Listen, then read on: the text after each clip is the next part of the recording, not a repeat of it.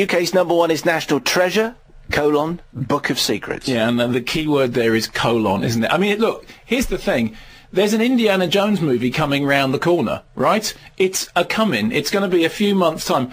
You know what? Just hang on to your money. Because if you want this sort of tomb raiding stuff, you don't want Nick Cage. You don't want directed by that guy who's famous, John Turtletaub. There's this sort of weird... BBC refer to mild sex references, most of which is to do with Anne Hathaway. But Anne Hathaway's agent, I don't know what the deal is, has clearly got this thing in their bonnet about Anne Hathaway's got to put the Princess Diaries behind her and become sort of, sexy new media superstar. And there was that terrible movie which was called, now hang on, I wrote it down because I think it's called Havoc.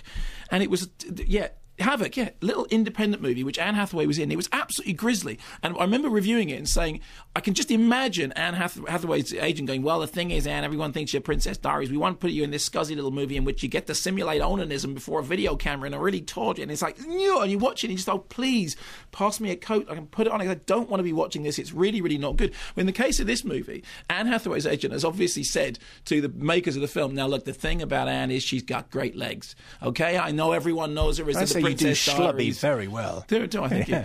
I know she was in the Princess Diaries and everybody loves that, but that she's got great legs, honestly, from below the knee, from above the knee, every angle of the knee, the legs are really good. And so what you get is a film that spends an awful lot of time looking at Anne Hathaway's legs. There's a scene in it in which, you remember that Catherine Zeta-Jones movie, Catherine Beta-Blocker, when Entrapment?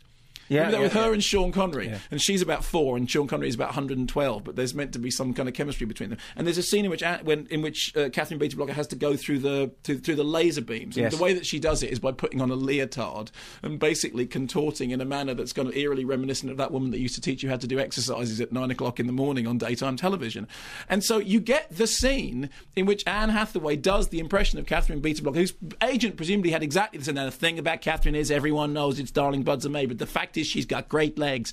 So you put her in a body stocking and you get her to climb through the laser, and it's the and also making in-jokes about entrapment. I mean, just the fact that you're looking at me this blankly, did enough people see Entrapment to be amused by a movie that's based on a 60s spy TV show that's taking the mick out of entrapment and showing you that Anne Hathaway has nice legs, which incidentally I'm sure she does.